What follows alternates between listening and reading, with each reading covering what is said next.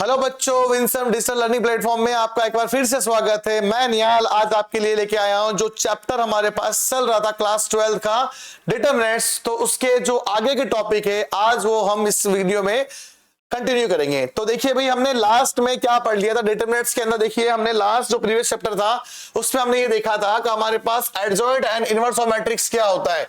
उसके बाद में हमने ये पढ़ा था कि हमारे पास एडजॉइंट ऑफ मैट्रिक्स क्या होती है, एडजॉइंट ऑफ मैट्रिक्स के बारे में हमने डिस्कशन किया। और अब इसके बाद में हमारे पास नेक्स्ट जो टॉपिक है इसी का वो है इनवर्स ऑफ मैट्रिक्स, ये क्या होती है।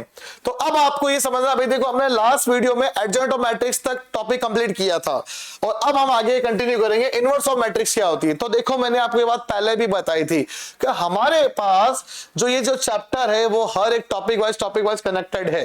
जैसे मैंने आपको डिटरमिनेंट्स निकालना सिखाया था, एरिया सिखाया था, उसके बाद माइनर कोफैक्टर सिखाए थे, माइनर कोफैक्टर के साथ एडजॉइंट सिखाया था। अब एडजॉइंट के बाद में हम सीखेंगे इनवर्स क्या होता है। तो चलिए इनवर्स ऑफ मैट्रिक्स क्या होता है। देखिए जैसे मान ले हमारे पास कोई भी मैट्रिक्स गिवन है, जैसे एग्जांपल मैं ले रहा हूं 1 2 एंड 3 4। तो सबसे पहले बात करते हैं, हमारे पास इनवर्स निकालने का हमारे पास एक फॉर्मूला आ रखा है। वो फॉर्मूला है, वैसे आपका टेंशन मत लीजिए, फॉर्मूला और प्रूफ होगा ये। इसकी कंडीशन भी आपको मैं बता दूंगा, देखो कैसे कैसे बनी हुई है। वैसे हमारे पास क्वेश्चन में कंडीशन है इसकी, है ना।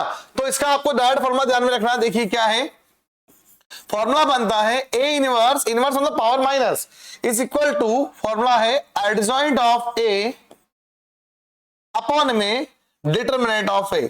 यहां पर सबसे पहली बात ये ध्यान में रखनी है, जब भी आप किसी का डिटरमिनेंट्स इनवर्स निकालो तो सबसे पहला काम यही होगा, आपको चेक करना है जो डिटरमिनेंट्स जो मेरे पास आ रहा है वो नॉट इक्वल टू 0 होना जरूरी है।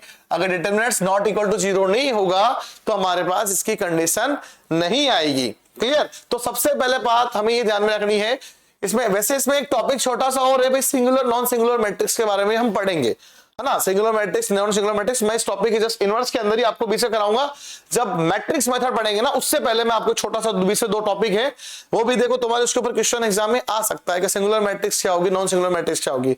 तो पहले मैं इनवर्स तो मैं क्लियर कराऊं, उसके बाद उसके बारे में डिस्कशन करेंगे। तो भाई इनवर्स मैट्रिक्स में ये नॉट इक्वल टू 0 होना चाहिए। अब कोई कहता है कि सर इक्वल टू 0 हो गया तो, अरे भाई इक्वल टू 0 हो गया तो डिवाइड में चला गया 0, और डिवाइड में 0 चला गया तो क्वेश्चन का आंसर चला जाएगा नॉट डिफाइन में, जो पॉसिबल हो नहीं सकता, क्योंकि डिवाइड में कभी भी 0 नहीं आना चाहिए।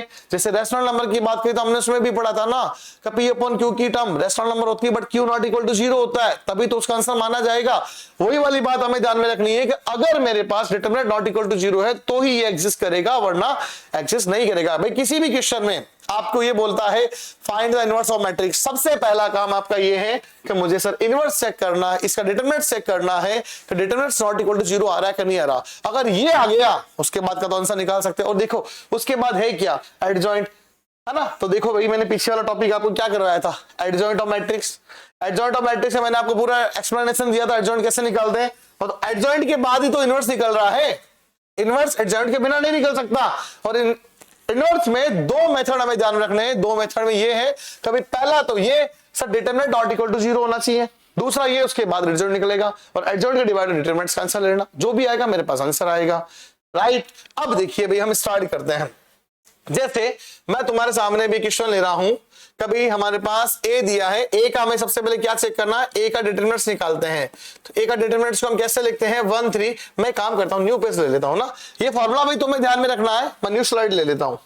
देखिए भाई हम इनवर्स के बारे में पढ़ते हैं, इनवर्स कैसे निकालते हैं वो मैं तुम्हें एक्सप्लेन कर रहा हूं। भाई मान लो मैंने एक मैट्रिक्स ली 1 2 3 4, इस क्वेश्चन को एकदम अच्छे से समझोगे, ये 2 by 2 ऑर्डर का है और 3 by 3 ऑर्डर का, 2 by 2 ऑर्डर का, दोनों में मेथड डिट्टो सेम आएगा, सेम फॉर्मूला आएगा, पैटर्न एडजॉइंट निकालने का सेम है जो मैं आपको 3 by 3 में भी बता चुका हूं। राइट। तो देखिए अब मेरे पास क्या है, हमें सबसे पहले देखना है कि सर हमें इनवर्स निकालना है। इनवर्स के लिए सबसे पहले चेक करना है डिटरमिनेंट की वैल्यू क्या आ रही है। तो डिटरमिनेंट मेरे पास है ना, वो देखिए मेरे पास क्या मिलेगा।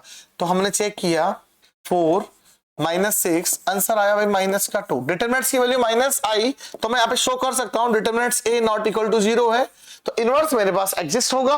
तो आपको अब लिखने की जरूरत नहीं है, आपको ये कंडीशन के अकॉर्डिंग देखना है डिटरमिनेंट ए इक्वल टू 0 है, नॉट इक्वल टू 0 है, तो आप शो करोगे A inverse is equal to adjoint ADJ determinant matrix of A divide by determinants of A.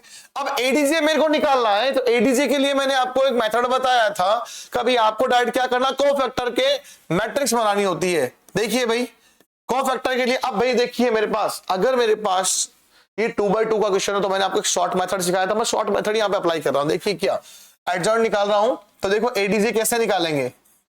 ADJ के लिए मैंने शॉर्ट मेथड आपको क्या बताया था, डायगोनल की जगह चेंज करो, डायगोनल की जगह चेंज करो एंड नो डायगोनल्स का सिंबल चेंज करो। ये मेरे पास क्या आ गया भाई, ये मेरे पास क्या आ गया भाई, एडजॉइंट आ गया। अब भाई देखो कोई कहता है कैसा 2/2 का पूरा प्रोसेस में देखो क्या था, वापस रिवाइज कर देता हूं।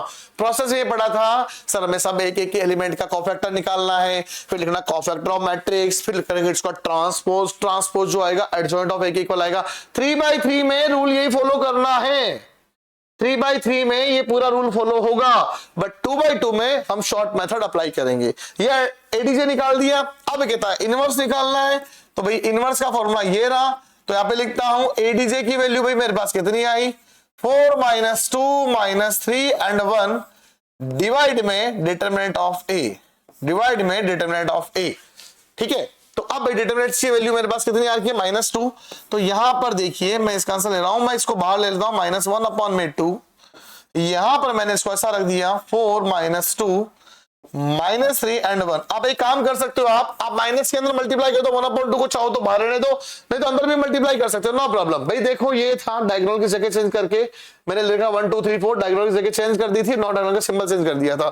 तो मेरे पास इनवर्स को मैं ऐसा लिख सकता हूं, देखो इनवर्स में हमारे पास कंडीशन क्या मिली, माइनस को अंदर मल्टीप्लाई कर दिया तो माइनस, ये हाफ तो बाहर बैठ गया, और ये आया माइनस का 4, ये आया प्लस का 2, यहाँ पे आया माइनस का है तो प्लस का, ये आया माइनस का, ये इसका ऑर्डर है 2 × 2, ये मेरे पास आ गया। अब कोई कहता है कि नहीं सर ये नहीं, तो आप एक काम कर सकते हो, इसमें हाफ की भी अंदर मल्टीप्लाई कर दो, क्या फर्क पड़ता है, ये लो हाफ की मल्टीप्लाई हर एक एलिमेंट से करनी पड़ेगी, हर एक एलिमेंट से करनी पड़ेगी भाई, ध्यान रख लेना, हर एक एलिमेंट से मल्टीप्लाई होगी आपकी। लास्ट में जो इसका आंसर देना, देखो जो कटता है उसको काट दो, जो नहीं करता फ्रैक्शन में छोड़ दो। ये आएगा माइनस का 2, ये आएगा 1, ये आएगा भाई मेरे पास 3/2, और लास्ट ये आएगा माइनस का हाफ। ये भी मेरे पास आंसर है, ये भी मेरे पास आंसर है, वो भी मेरे पास आंसर है। जो आपको सही लगे वो हम इसका आंसर दे सकते हैं। यहां तक भाई किसी को हमारे पास दिक्कत नहीं होनी चाहिए, क्योंकि जो हमने इनवर्स सीखा है, इनवर्स का पैटर्न यही कहता है कि किसी भी मैट्रिक्स का इनवर्स को हमें ऐसे ही निकालना है, क्योंकि मैट्रिक्स मेथड में ये जो एडजॉइंट है, डिटरमिनेंट ऑफ ए, ये सब पढ़ोगे आप वापस। मैट्रिक्स मेथड में सारा कुछ चीज पढ़ने वाले हम, ये बात ध्यान में रखनी है आपको। मैट्रिक्स मेथड में हम वापस ये चीज सारी रिवाइज करेंगे, और उस समय बेटा मैं आपको एक ट्रिक और सिखाऊंगा, कभी इनवर्स मैंने जो निकाला है वो करेक्ट है कि नहीं है ना। ठीक है, तो आज के लिए इतना ही। Okay, thank you.